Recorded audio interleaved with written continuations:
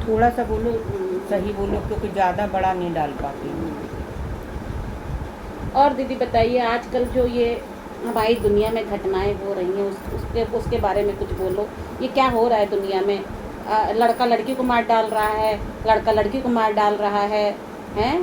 शादी से पहले ही इतना दुनिया में जैसा कलयुग छाया हुआ है, इसके बारे में क्या कहोगी, बताओ दीदी।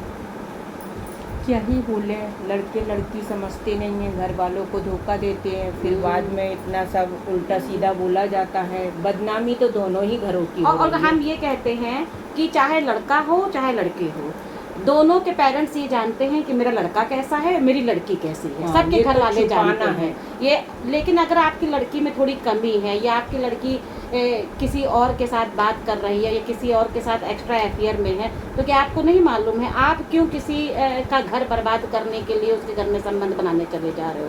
अभी रिसेंटली एक केस में जो केतन और सिया का इतना लंबा केस चल रहा है, ये सोशल मीडिया पे सभी को मालूम है। इसके बारे में कुछ बोलने के लिए शब्द भी नहीं है और कुछ हम बोलना भी नहीं चाहते हैं। लेकिन इसके बारे में बस हम इतना बोलना चाहते हैं, जितने भी लोग हमको सुन रहे हैं, जितने लोग भी हमको जान रहे हैं, बस हम ये कहते हैं कि हर पेरेंट्स को अपने बच्चों की कमी मालूम रहती है। कोई पेरेंट्स ये कहें कि हमको नहीं मालूम है, तो ये बात गलत है। अगर पेरेंट्स को नहीं मालूम है तो पता करने की कोशिश कीजिए, अपने बच्चों से बात करने की कोशिश कीजिए, उनसे अपनी बात रखिए और उनकी बात पूछिए भी कि भैया तुम्हारा यहाँ मन है शादी करने का कि नहीं मन है, तुम यहाँ खुश रह पाओगे कि नहीं रह पाओगे, तुम्हारा यहाँ किया जाए कि ना किया जाए। अगर आप ये सब ना करके और ऐसे किसी का घर बर्बाद कर देना, कितना बच्चों को पालने में माँ बाप कितना अपना पूरा जीवन लगा देते हैं, और किसी के लड़के को या किसी की लड़की को इस तरह से शादी के बाद या शादी से पहले मार डालना, हत्या कर देना, छोटी छोटी बातों का बड़ा बड़ा इशू बनाकर, भैया कलयुग छा गया है। ऐसे कलयुग से तो हम कहते हैं हम और आप सब लोग बच कर रहे हैं। बताइए, इस केस में कितना कितना चल रहा है। कह रहा लड़का बिग लगाता था इसलिए वो पसंद नहीं था। अरे बिग लगाता था तो वो माँ का लड़का था, अपने पिता का लड़का था, अपनी बहन का भाई था, है? तुम भी सब कुछ थी, तुम मना कर देती बिग लगाता है हम शादी नहीं करेंगे, हैं? या हमारा किसी और से हमने शादी कर चुके हैं। अरे किसी के पाले पोसे लड़के को, पढ़े लिखे लड़के को तुम्हें पहाड़ी से धक्का देने की क्या दिमाग हो गया आजकल की परवरिश पर, हैं?